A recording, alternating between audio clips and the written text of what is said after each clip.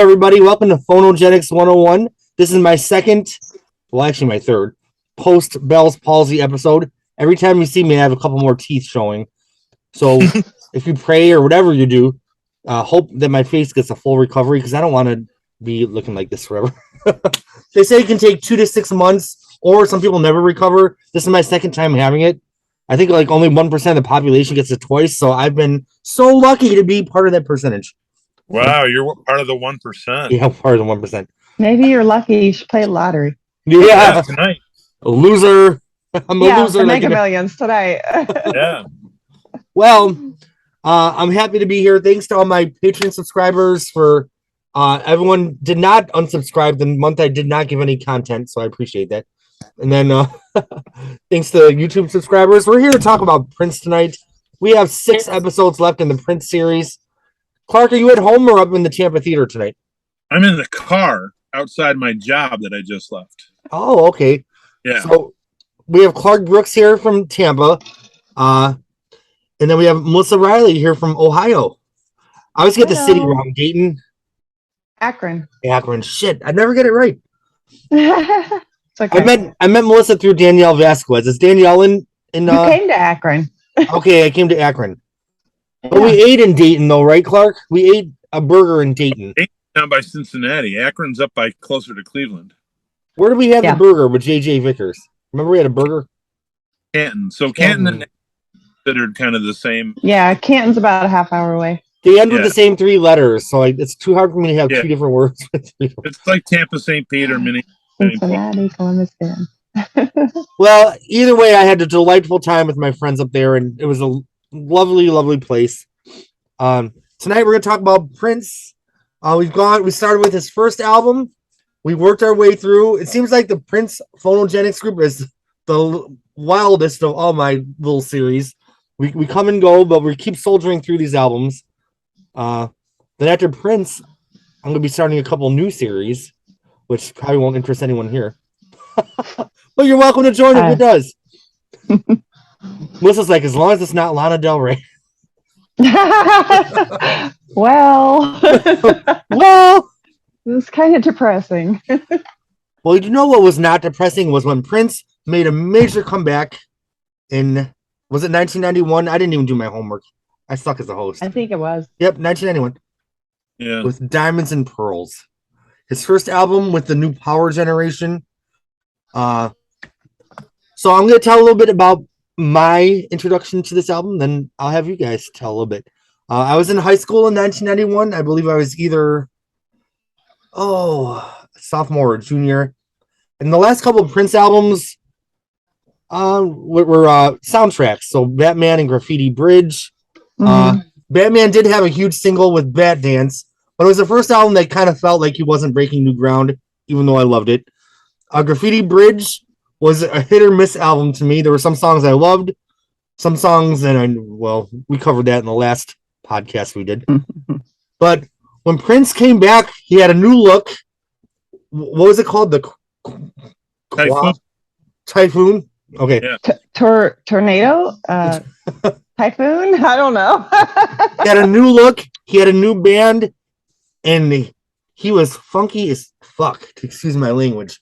Like, I just felt like he just sounded so energized on this album. There were some really good radio commercial singles, so it put him back in the top of the charts. I loved the new Power Generation. I thought visually they looked really cool, not to be cheesy. And I just fucking loved Rosie Gaines. I thought what she brought to his music was so... I hate that she was only with him for one album. I know she did some solo stuff on Paisley Park. What did you guys think of this album going into it? I loved it. I loved it immediately. There are so many good songs on here. So many. The videos were amazing. Oh my God. He had a really strong... His look was amazing. Yeah.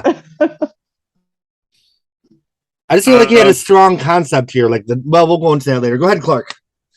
I'm a person who bought all his albums sight unseen, so of course I bought it as soon as I saw it in the store. I will admit, this is probably I don't hate it, but it's my least favorite era of Prince because everything seemed kind of slick and polished, and I kind of liked my Prince music with a bit of a raw edge to it.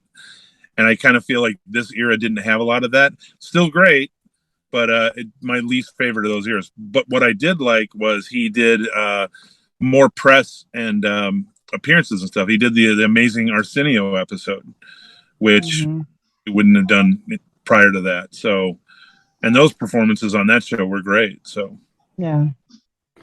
Now, Clark, just from perspective, when you say this is one of your least favorite eras, is that even including like later Prince?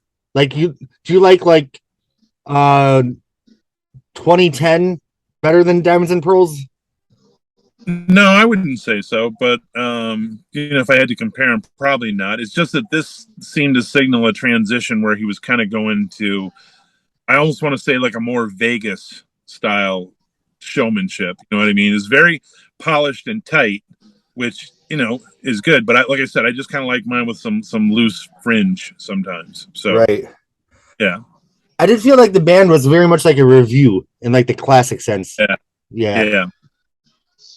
Like you look at live recordings and they all very much sound like the same. You know what I mean? Not cookie cutter the same, but like the arrangements and everything are the same from show to show. And I liked him a little looser than that. So we had Michael Bland on the drums, correct? Yes. Mm-hmm. I just thought he was a powerhouse drummer. I just thought he had such a heavy kick. Yeah. Still is. Yeah. It still is. There was Tommy Barbarella, correct? Mm-hmm. It's Dr. Fink on the keyboards. Right. We had a rapper. Well, I didn't even retain his name because that is the word. Tony M. Tony M. Yeah. Melissa, do you like the Tony M parts? I guess we'll get to that later, but a little preview. Yeah. I mean, at first I didn't, but it grew on me. So Okay. yeah, I would say yeah. Cool. So the album was a hologram featuring Diamond and Pearl from the music videos. So we had these twin girls. Were they actually twins? No, I don't. They weren't twins. The booklet had pictures of all the band. I just remember buying this at the store and just falling in love with it. Rosie Gaines. Yeah. Oh my gosh. And her story, what a tragedy, Yeah. All right. And then here's the picture of Prince on the last page with that sexy hair. He was sexy during this era. When he did that Get Off on the MTV Music with his booty. Oh my gosh. When he turned around there, I'm like, hello, Prince. That wasn't real. That was like padded. That wasn't his real butt. Oh, it wasn't? It was just a cloth? No, it was part of the costume. It was just flesh color. Well, he had me fooled all these years. I'm just, you know what? I still believe in Santa Claus. I'm still going to believe that's Prince's real booty.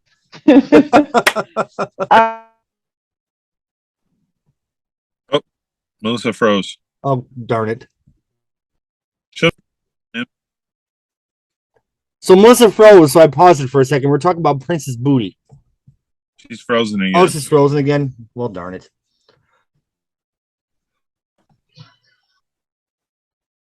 All right. So what did you all think of the album cover when you got it? Pretty unique. I don't know if anybody else was doing holograms at that point.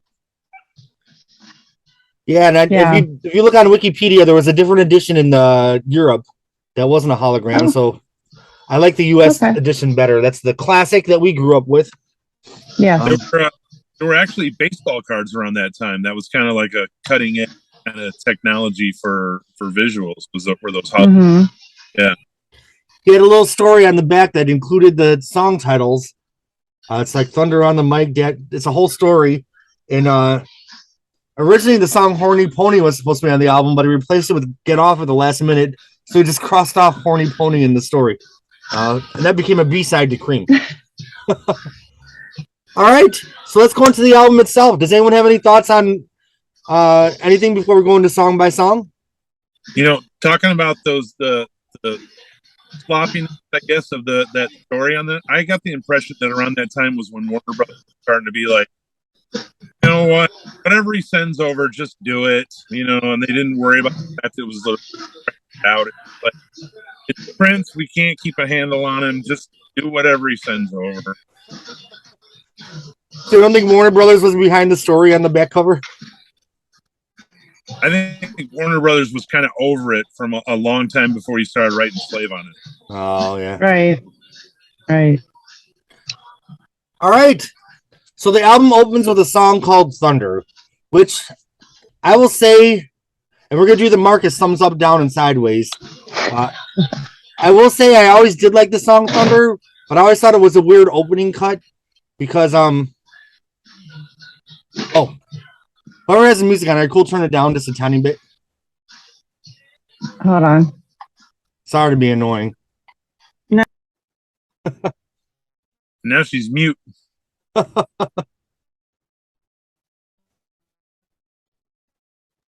I thought it was down low. Sorry. Cool. It probably is, but I think podcasts just pick up things.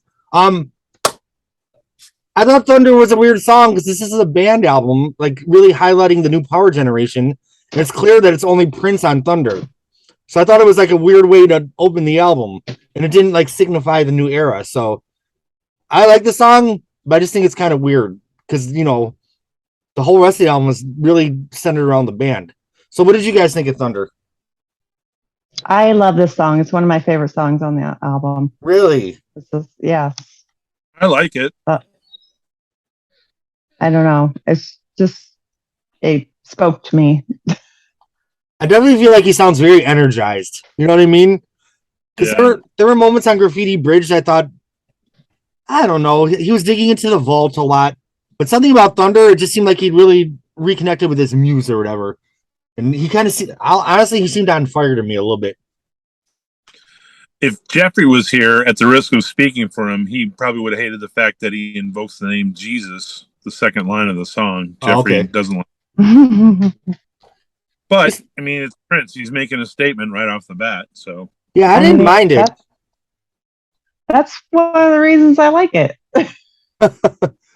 That's the great thing about music is it speaks to different people for different reasons. Mm-hmm. Yeah, and if you think about it, if you're a fan who's maybe not on board with everything he does, he kind of lets you know right up front, like, hey, this is kind of where we're going, and you can say, okay, well, I'm out on this one. Right. Yeah. Yeah, I just felt like it was a strong statement, a really strong song. It was really epic. Like, it's kind of like a little mini symphony in a little way. Oh, yeah. With all the changes at the end. That. What a wild opener. I wonder, I saw on the Prince Vault website that there was a few configurations of this album before they settled on this final one. But Of course. And hopefully they'll do a super deluxe edition of Diamonds and Pearls. So if the estate's listening, we're ready for it. That's what I want. They're waiting on a lot from the estate. Yeah. Overall, like I think they did a great job on Sign of the Times with all the bonus cuts. I think they've done a decent job. Sure. Yeah, I have no complaints. Yeah. Their material, really, at this point. At least they're doing something. At least we're getting music. I think they could have done other things besides the Purple Rain releases again, but yeah. You know what I want from Purple Rain? Outtakes from the movie is what I want to see. Like Jill's song, Des Dickerson. Yeah. And then Jelly Bean and him getting a fist fight or something that was cut from the movie. I want to see those.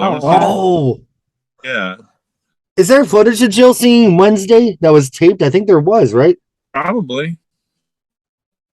All right, so Thunder, thumbs up, sideways, or down? I give it a thumbs up. Thumbs up. Yep, 2 thumbs up from Melissa. All right, track number 2, the band comes in. Rosie Gaines is there. Daddy Pop. Prince is singing a little bit about his own legacy there, talking about his vault. It's very 90s, but I love Daddy Pop. I think it has a great hook. I like the 90s drums. I was always a big fan of the song. I think it's catchy. It makes me feel good. I'm okay with Prince singing about his own legacy. Not a problem. He's fucking Prince. Why not? What did you guys think of this song? I like it.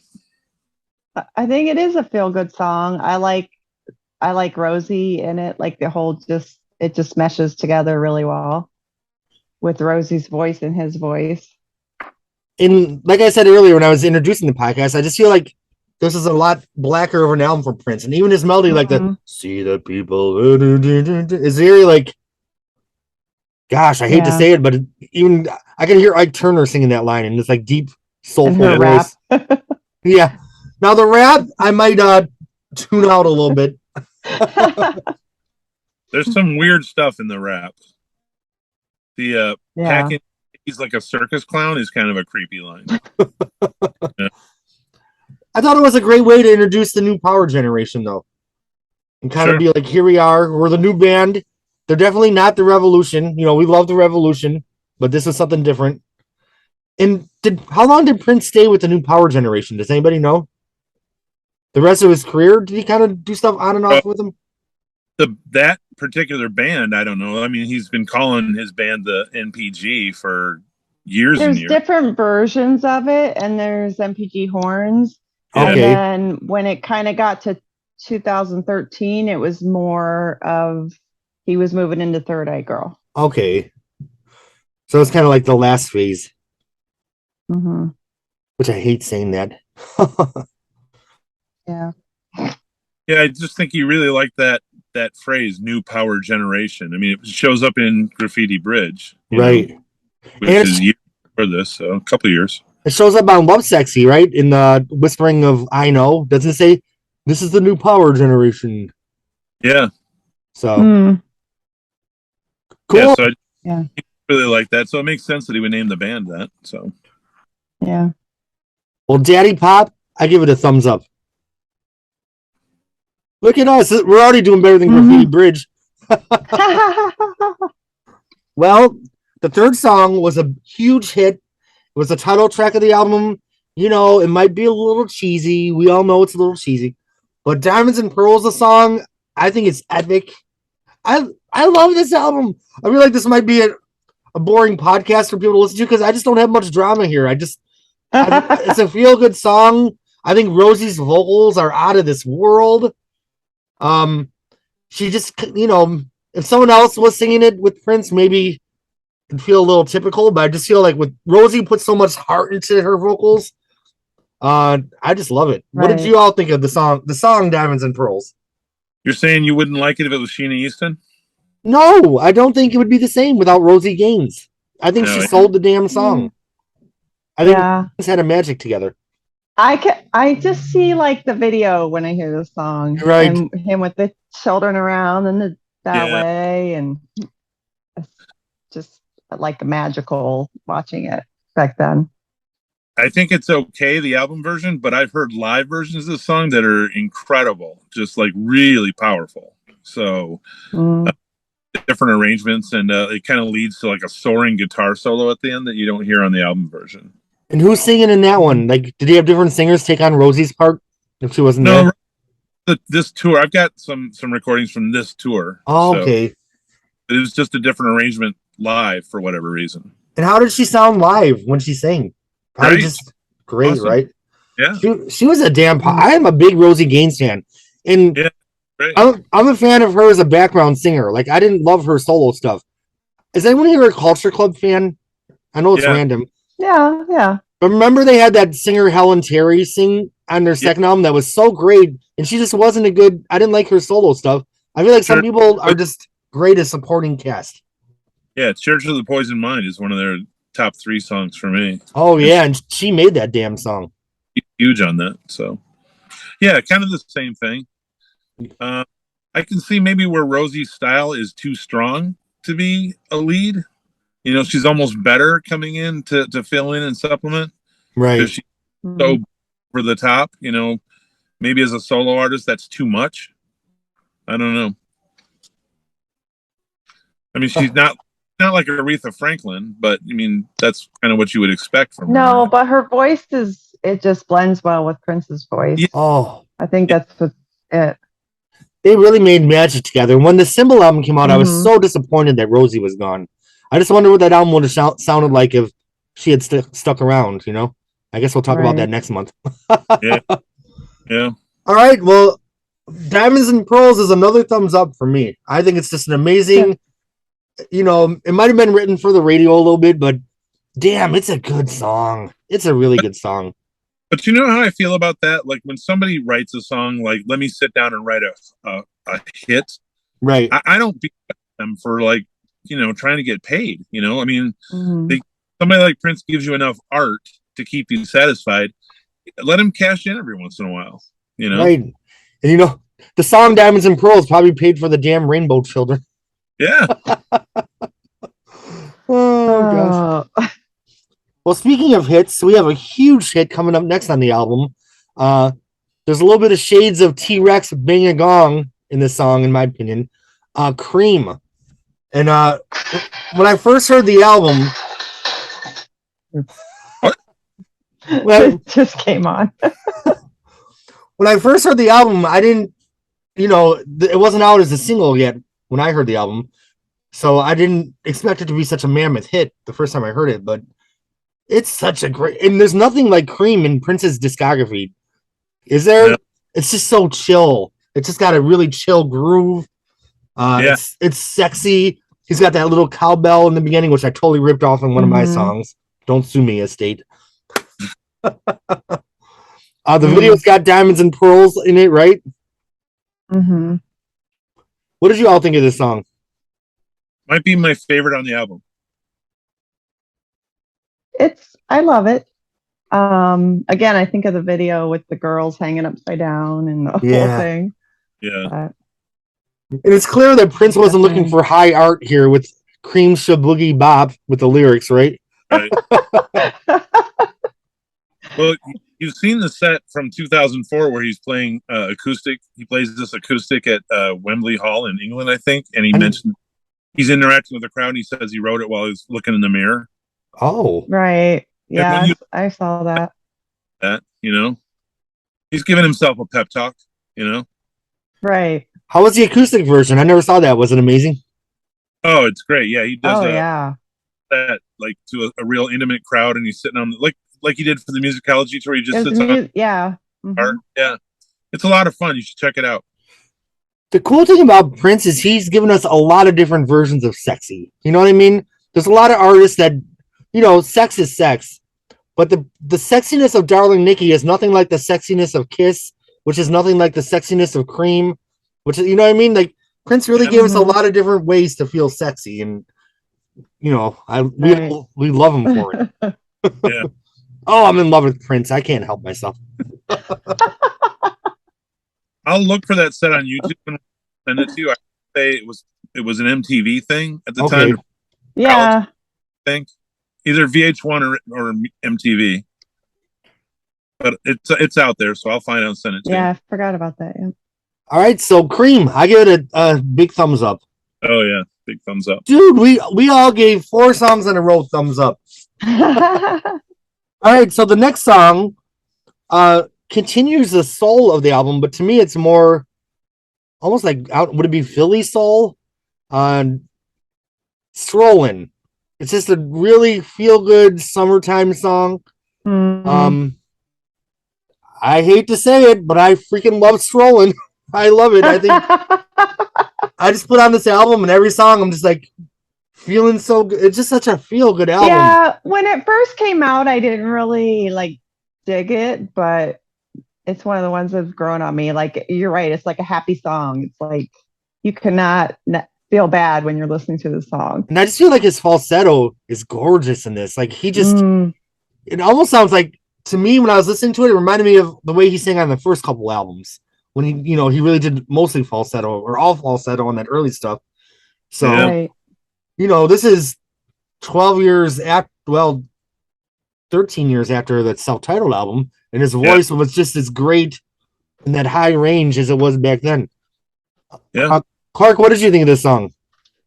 I am not a fan of. You didn't like it? It's a little wimpy and weak, and there's nothing there. It's not. I'd like some more meat. You know what I mean? It's just kind of. It's fine. It's just not. I would never just put it on. I need to hear Strolling. You know what I mean? But I don't feel like Strolling's meant to be meat. I feel like it's meant to be a parfait. No, I understand that. It's a nice light parfait. It's a palate cleanser. It's a palate. All right, so I guess there's not much to say about Strolling. So I have a feeling we know that we're not all agree on this, but I give it a thumbs up. Well, there had to be a contrarian at some point, right? Oh, All right. don't worry, there is. Oh yeah, we'll get there. We will get there. Okay, the next song on the album continues the falsetto, and we're not going to talk about the rap in it because that's not my favorite. But Willing and Able. This is another song that I love this song. I think it's a feel-good song. I freaking love Rosie's vocals in this one. Yeah. Her Um, vocals are good. Yeah. what do you all think of this one? If Cream isn't my favorite, this is. Really? Yeah. God, it's feel good. It's kind of funky. It's kind of retro, kind of modern. Oh, it's perfect. Yeah. It's got a gospel to it. The Steels are also doing backup vocals on it. And Oh, okay. I love them. Yeah. the video version, I think, is better than the album version. The what version? The video for this, again, it's a different. Oh no, I don't remember if I saw the video. Yeah, I never saw the probably video version. did, but It's got some fancier guitar work from Levi, and yeah, I like that better. But like I said, if Cream isn't my favorite, this one is. So I love when they go into the dance and sing, watch me do my thing. oh yeah. Oh no, I just feel like I'd ride in my car with the windows down. I live in Florida on the coast, so I don't live by the coast, but I can drive there really easily. And just driving down, what's that road where Treasure Island is, Clark? Is it Beach Boulevard? Is that what it's called? Yeah. Oh, and just listen to this album with the windows down in the summer. It's just perfection. Like, to me, that's heaven. Yeah. So Prince, thanks for giving us heaven on earth. I had friends in high school that went to Baptist church, and this would have fit right in with a Sunday at Baptist church. Oh So, yeah. Oh yeah. yeah. You definitely get that vibe from it. Yeah. In fact, I'd love to hear a gospel choir do it. Oh, I would love that. 40-person gospel choir. That'd be awesome. Right. Well, Willing and Able, it's a strong thumbs up for me. Yeah. All right. Well, Vanessa Bett is about to come hang out with us for the next song.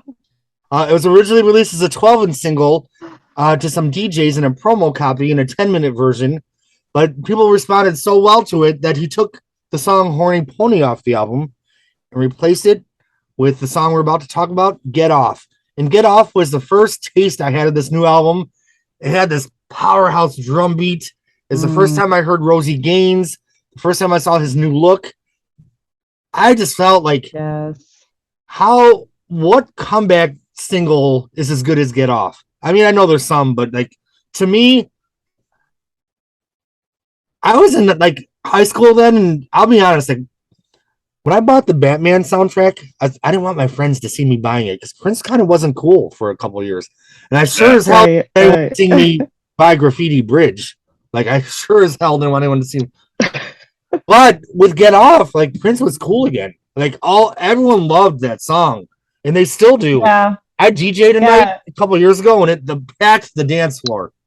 It played at the clubs a lot. As I still remember the video, obviously, and I learned all those moves from the video. Right. And then actually, they played at one of the club, and my friend and my boyfriend at the time were on the dance floor doing that dance. Wow. It was memorable. I might be remembering this wrong, but didn't this come out quite a while before the album did? Like weeks, maybe? Yeah, I did. I think so.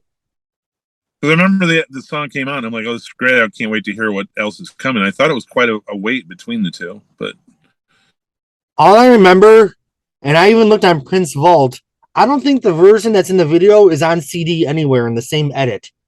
Like, there's extended versions that have everything from the video, but that 5-minute whatever version, because there's some verses that are in the video that are not in the album version. Oh, wow. Yeah. So the album version's an edit of the video version. Oh, okay. Yeah. Okay, wait. So the video version has them talking about the pool. That's the extended version. There's like it's on the one you had, the Get Off single mix, Right. isn't it? But I think the extended version on this is like 7 minutes long, so it's not the same like edit that's in the video. Does that make sense? I don't think. I could be wrong, but I remember when I bought the single, I was disappointed that the exact version from the video wasn't in there. And remember, there's also a VHS video single and he filmed videos for all the remixes. Right. Yep. Well, wasn't the one Get Off? It was like a different versions. The single, is that what that is? The different versions. Yeah. Didn't they have like a subtitle for the different versions? Like this is there's the single remix, house style. Then there's the infamous Violet the Organ Grinder. Oh yes. The flute instrumental, don't forget that one. Gangster Glam, Clockin' the Jizz, and then Get Off, the extended remix, which is a longer version of the video version, I believe. Right. So here's the single.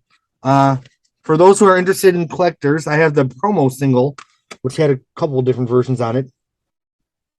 The Urge single edit, the Thunder single edit, Purple Pump mix, the Urge mix. So there's some versions on here that weren't on the single. Well, maybe that's a good idea for the next estate project, since there's apparently so many different versions of all these songs. Yeah. So then I have the Cream single, which has the Ethereal mix, Headbangers, a bunch of songs that are on the album Q and Doubt, Do Your Dance, The Wire, Creamy Instrumental. I have this Cream single, which has Horny Pony on CD. And then here's my Diamonds and Pearls single. Which, what's on this one? Mine are on cassette tape, I think. I love it. I felt like there was something on here that I didn't have.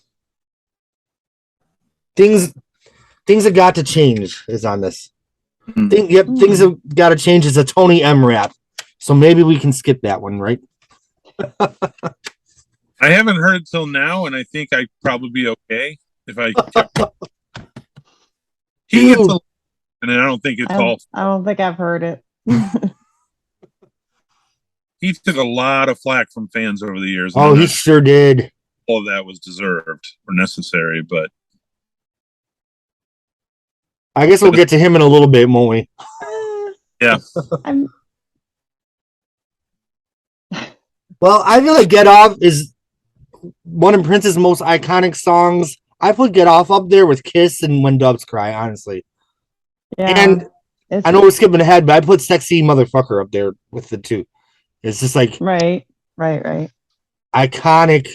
And Get Off was funky in a way that I feel like Prince had never been funky before. It was really a real black song, and I loved that. Like it just had this soul. Woo! Ooh! But too, like it's one of my favorites on the album. Yeah. What did you say, Clark? You cut out for a second. I said it had kind of a Middle Eastern or Egyptian feel to it, right? Too, which is different. And it was so. It also had like it was like some of Prince's stuff was very 80s. Get Off is very 90s, like the best way possible. For sure. Yeah. All right, so do you all agree? Get Off. Strong thumbs up. Oh, it's 2. Yeah. Oh my god, I almost want to just pause this and go dance in my room, to be honest with you. Okay. So after Get Off, what is next? Oh. Walk, Don't Walk. A little bit of a cheesy song. There's some car horns beeping. There's a la la la la la chorus. But you know what? Yeah. I'm rolling down my windows and feeling good again. Rosie Gaines is putting on some beautiful harmonies. Yes. Prince just never had feel-good songs like this on any other album back to back to back. I mean, the Raspberry Beret was feel-good. There were some here and there. Right. For me, it's a summertime album for me. And I don't even know what month it came out. Well, this is when he's infatuated with Maite, right? So okay. So he's coming from a place of being in love again. Probably an explanation for part of that. Right. He was way into wanting to have kids at this point too, wasn't he? Yeah. Mhm. And that carried all the way through Emancipation. So I'm trying to look at the release date of Diamonds and Pearls. Oh, it came out in October. So that means that Get Off was out in the summer, though. Because it preceded the album. that sounds right. All right. Well, I don't have tons to say about Walk, Don't Walk, but I love it. Does anyone else have anything to say about this one? All right. I give it a thumbs up. I don't love it. Oh, thumbs down from Clark. But again, I don't hate it. I just don't love it. So. All right. After Walk, Don't Walk is a song called Jughead. That's where our rapper comes up, and Melissa's just shaking her head. The only thing I like about the song is the hook. The girl singing Jughead. I like that. Everything else is pretty cringy. I know Jeffrey Dicker does not like the song, so if he was here, he said he loves the whole album except for Jughead. So, yeah, it's not one of my favorites. Yeah, I feel like this kind of ruined the vibe of the album because every song kind of flowed. We had a vibe going. I was feeling good, and then it's like, The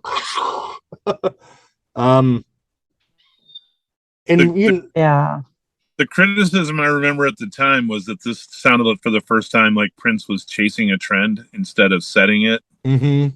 And this was when everybody was putting breakdancers in their videos and adding hip hop to songs to follow a trend. And I think that's a valid criticism.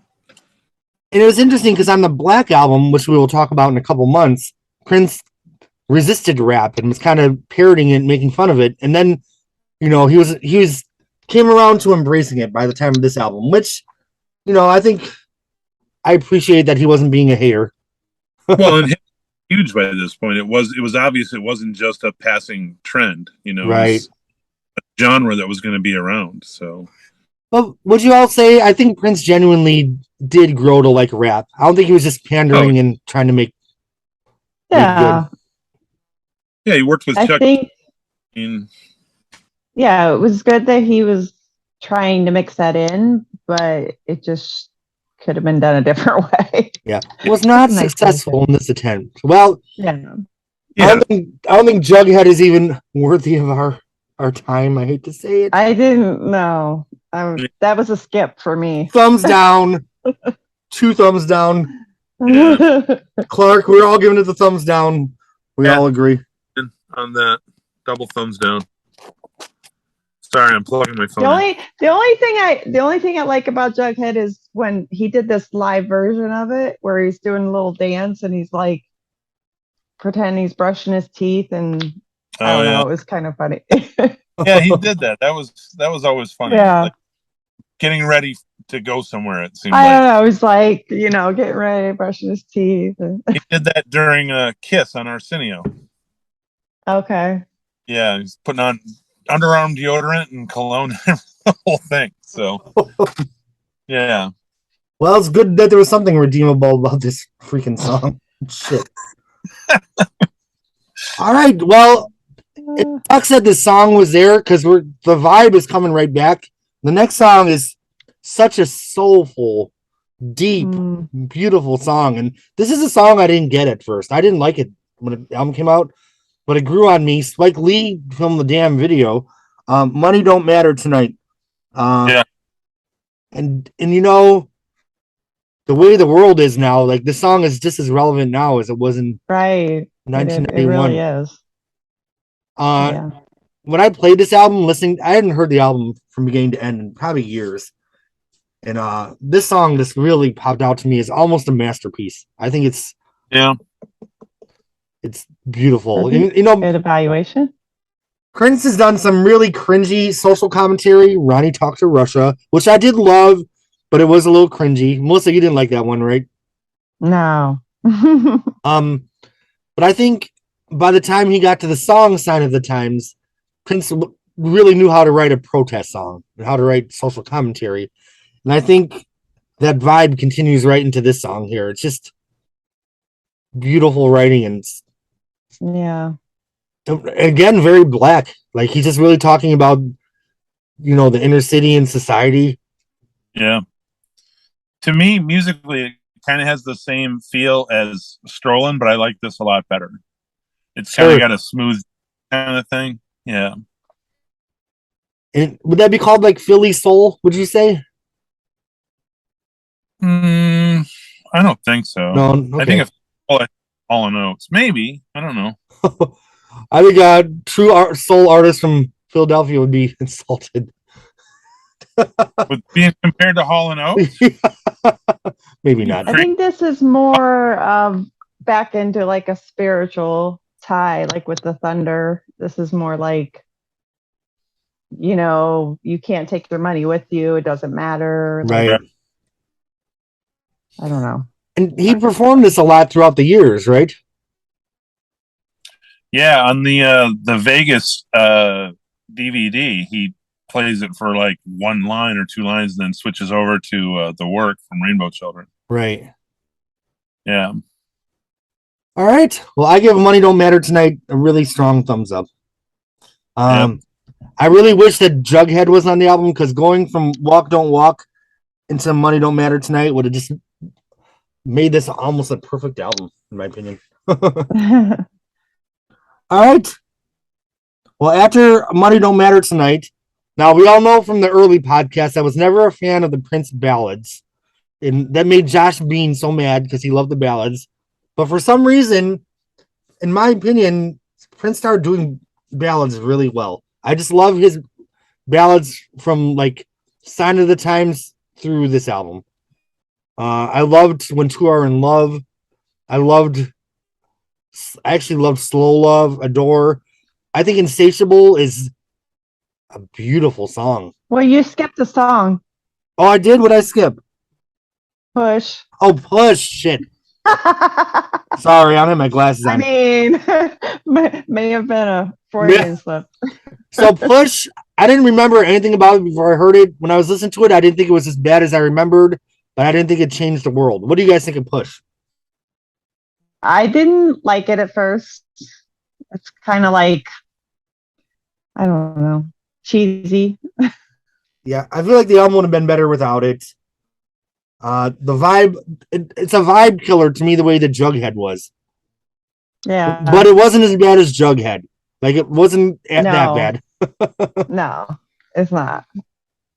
Yeah, but I kind of put it in the same basket, though. Yeah. Oh. Yeah. It's another kind of skip. I used to skip it all the time. And it sucks because this album, without those two crappy songs, is such a vibe from beginning to end. Which I almost feel like, without those songs, I feel like this album would have been a masterpiece, right up there with the first however many albums you want to say were masterpieces. Right. So Push, we have to give it a thumbs down, I think. Yeah. Sorry, Prince. Get out of here. Okay, so I like that song so little that I skipped it. Now we'll get back to Insatiable. Such a sexy, beautiful ballad. His falsetto's back sounding sexy. Oh, I love Insatiable. I loved it the first time I heard it. Yeah. It was just, you can feel like the steam coming off the walls. Mm-hmm. Yes. I didn't like the ballads from Batman. I know, was it Melissa that you didn't like Arms of Orion, right? No. I mean, I love Scandalous. Okay. But Arms of Orion, no. See, I did like Arms of Orion and Scandalous. I liked them both. Clark, what did you think of those two? I can't remember.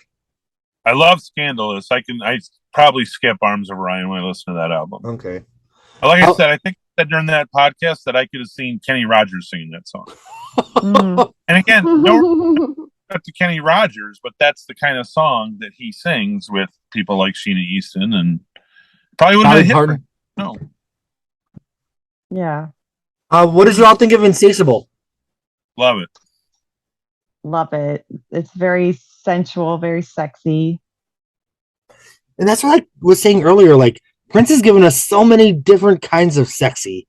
Like, the sex of Insatiable is nothing like the sex of Get Off. You know what I mean? It's two whole different bedrooms. Yeah. But they're both they're so good.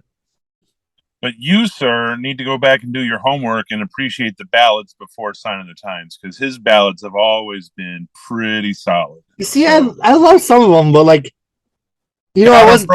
And that's a Great song. I like God of Broken Heart. I didn't like. Which There's one? a lot of stuff on the first two albums. I just didn't like the ballads. Like when we're dancing close and slow. I don't like that song. He was still figuring stuff out, but once he gets rolling with Dirty Mind, I mean, I was never a huge fan of Do Me Baby until I heard the demo version. For some reason, I love that demo version that they had on the 45.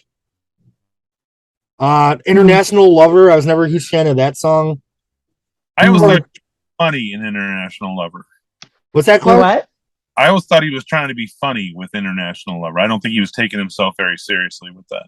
Well, I was not laughing.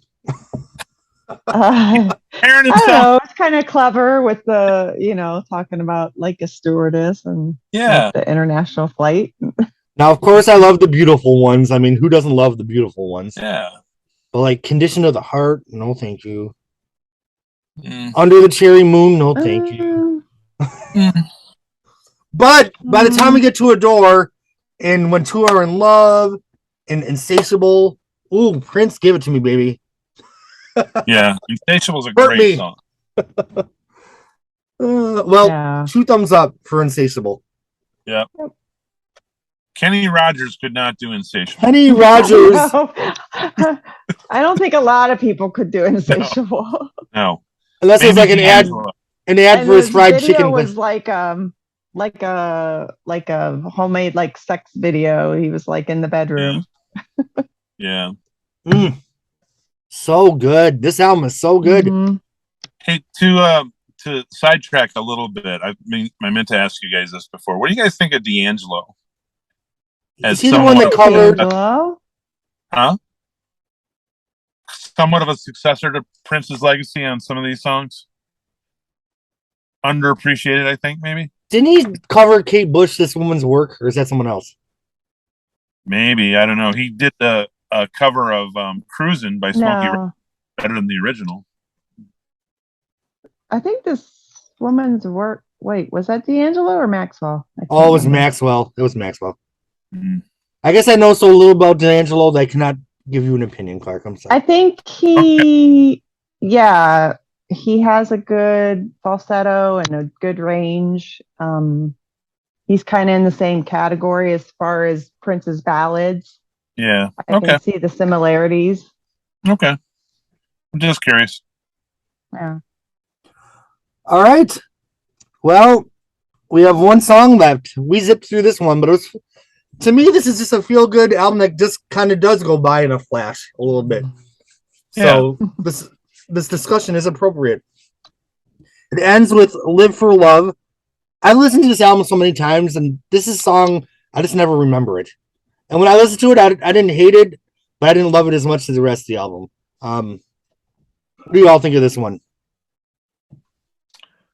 As far as closers go, it's probably not his strongest closing song compared to other albums where he's really finished on a,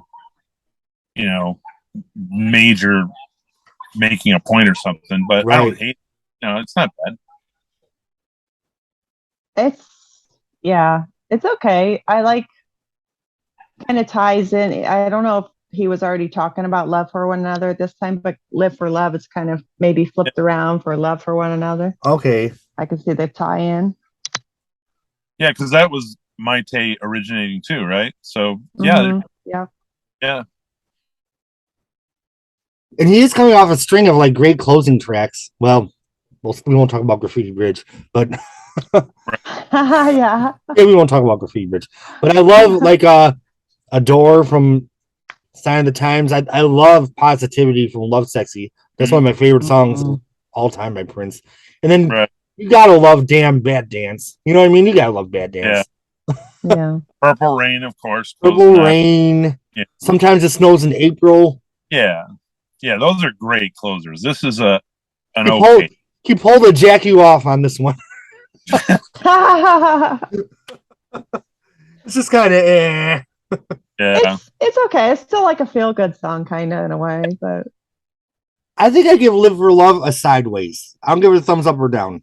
I'll give it a thumbs up. Look at you, Clark. Mine's like a Live for Love, 3/4. Well, I feel like Diamonds and Pearls. It's interesting, Clark, because you said this isn't one of your favorites, and you gave most of the songs a thumbs up. Again, Right. I don't hate the album, but I don't really care for the era that this introduced. Like I Gotcha. said, where he's kind of Vegas-y and kind of slick. Again, slick Prince is better than, slick other artists. It's not. I like the rough and ragged. Sign of the Times is my wheelhouse. Right. It's So, not like he went from Jefferson Airplane to Starship with this one. yeah. Mm. It's a Well, little smoother and more polished than what I like about it. That's all. That's a very minor criticism. I feel like this album, Prince would have always had a solid legacy because of Purple Rain and all the stuff in the 80s. But I think him coming back and really making his mark in the 90s really added to his legacy and gave him an added boost to his longevity. Because there's always a big difference between artists that only maintain within one decade than people that can really make a huge impact on two. And I think the impact he made with this album commercially, culturally, like I said, once again, the kids, and honestly, what kids like in school does make a difference to the pop culture world. And the kids love this, especially back then. Maybe, I don't know, I'm too old now to have my finger on the pulse. Yeah, it seemed like he was, I don't want to say embracing, I don't know if that's the right term, but like he was coming into his own, like more of the, like you said, the funk and the style of the hair and with the do-rag kind of thing on, right? The scarf. It was like a cultural thing. Well, look at it this way. If he hadn't had those other albums, those other legendary albums, and this was like his standalone big hit album, it qualifies as a great album. Yep. Oh, yeah. And he would have been like a Bobby Brown with Don't Be Cruel, like a huge 90s album. Yeah. He's got to compete with his own legacy at this point. And, you're not always going to always hit those high heights. And there's nothing wrong with that. So. Well, cool. I would, if Diamonds and Pearls didn't have Push, Jughead, and Live for Love, I would put it right up there with the whole first series of albums. It's classics from beginning to end. But, however, it does include those songs. So I think my rating on a scale of 1 to 10 is going to be an 8 out of 10. What do you all give Diamonds and Pearls? I think I give it a 9. A 9? I'll go 7. So you have 7, 8, and 9. You know what? I'm changing mine to a 9. It's Damn Get Off is on this album. I know. Get Off is on the album. I'm changing mine to a 9. And like the whole, like the VHS video with Violet the organ grinder and all that. Yeah. And Rosie Gaines, for God's sakes. Yeah. I feel like by comparison, I'm coming off as a hater. No, you're not, Clark. No. 7's pretty low. Well, again, but it's a sliding scale. A 7 for Prince would be a 9 or 9.5 for Journey, or I don't know. Right. True that. I can't help but make a joke. Shouldn't you be saving 7 for the next album? Shouldn't you be saving jokes for people who tell jokes? Oh! Well, Melissa, it's just me and you on the next one. No, Just took a turn. Well, I'm sorry Aisha was sick and Jeff is at a concert, but Marcus couldn't join. But you know what? Insatiable, I think, was one of his favorites too. So was it maybe his favorite song of all time by Prince? He said Scandalous and Insatiable, I think. Yeah. Oh. Yeah. You know what? These are always fun, but Marcus adds a whole nother dimension and level. I'm always happy when he can participate. Right. Not that you guys aren't great, but I mean, I always like Marcus. Yeah. Well, excuse us. He's always got a story about something. Yeah, he's got a great perspective and a great story. Yeah. So, shall we meet? Let's talk for 1 second after I pause it. Okay. Thank you to my Patreon subscribers, my YouTube subscribers, and friends. Thanks for taking a night off to talk about Prince Diamonds and Pearls with me. I had a really good time. I love this album, and I'm probably going to drive around for the rest of summer listening to it because the world sucks, and I need to feel better. And this album helps me do that. except for For Jughead that. and Push. All right, Skip. we will see you next month.